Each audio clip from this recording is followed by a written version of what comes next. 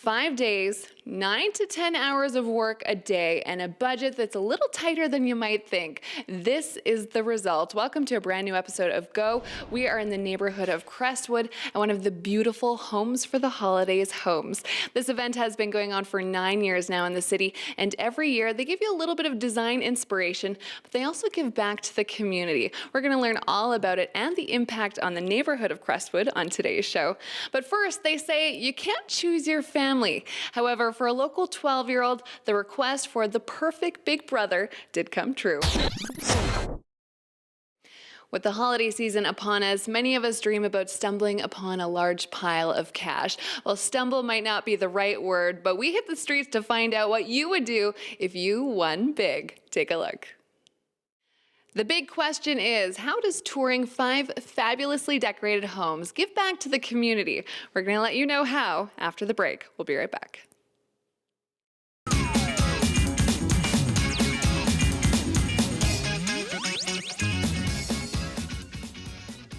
Welcome back. If you're just tuning in now, we are in one of the gorgeously decorated Homes for the Holiday homes in a different neighborhood than this event has typically been held in. But if you look around the room, lots of touches of silver and gold and black, very, very chic.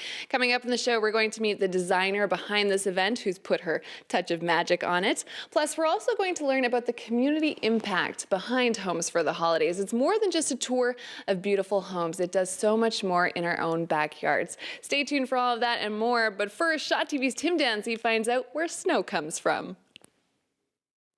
Well, I'm not sure about you, but my tree at home certainly doesn't look like this one. This is super glamorous, classy, contemporary. We have the black balls with sparkle, our black tie theme with the ribbons, and even some beautiful, colorful branches popping out the top. My Christmas tree at home, the one at my parents' house, is covered with my kindergarten art class projects, lots of margarine lids with sparkles that have half fallen off, and some embarrassing photos that I never want anyone to see from grade 1 and grade 2. Well, coming up, we are going to meet Michelle Law, the designer behind this entire space. But first, after 36 years as a businessman and philanthropist, Edmonton's Jerry Gilroy shares the secret of his success. Thanks for that, Brad. We are now joined by Ashley Tichkowski, the president of the Junior League of Edmonton, and with Homes for the Holidays. Now, this event is not new, but it's a new area of the city. Before we get to that, though, tell us the idea behind Homes for the Holidays. So Homes for the Holidays is our tour through these 5 homes in Parkview and Crestwood. And you buy a ticket at Home Central, which is the Crestwood Curling Club, and that gets you into the 5 homes, and you can walk or drive the tour. Tell us about these 5 homes. They're stunning, all different styles, and we have different designers and different retailers that are in each home that pair up and create inspiration from wherever they can. We're going to meet Michelle Law, one of our designers, in just a moment, but typically this event's usually held in Glenora. This year you've switched it up. So for the past 8 years, we've been in Glenora, and they've been wonderful. But this year we decided to put a fresh face to the tour, and we moved to Parkview and Crestwood, which is in a similar location to Glenora, and it has a similar variety of homes as that community. But yeah, this year we just decided to change it up, and it's going to be great. Wonderful. And also, tell me a little bit about the community impact behind this event. Obviously, it gets people in the holiday spirit, but it does more than that. So it's a big community impact. This is our big annual fundraiser. It brings in over $30,000 in the past, and it funds our organization, the Junior League, and we also then give money to this year's the Win House to fund their programs. So this year we hope to double that, hopefully. But yeah, it's very big for us. It runs us for the whole year. Awesome. Ashley, thanks so much. And speaking of our designer, Michelle Law, you are the creator behind this beautiful space. Tell me about the inspiration. Well, when I first came to meet the homeowners, they greeted me with wine and cheese. And they were also dressed to the nines. Nice. Yeah, so I thought they seemed like a couple that would throw a really great party. So I thought, I think a really nice black tie event would be great in this home. With the high ceilings and the steel staircase, I can just imagine people walking around with champagne. Very nice. Now, unfortunately, there is no champagne with this event. Unfortunately, I did ask. I wasn't sure, but no.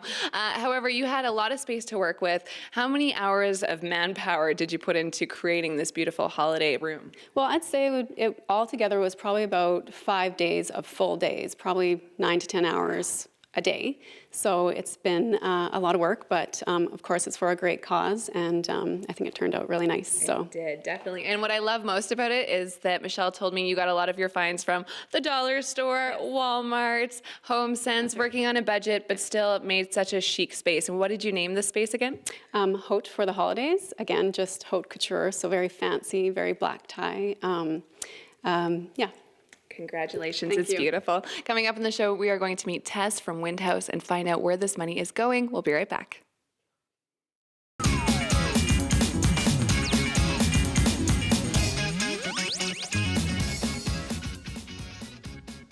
Welcome back. You're just in time. I have my champagne on ice and I'm lounging in front of my beautiful tablescape.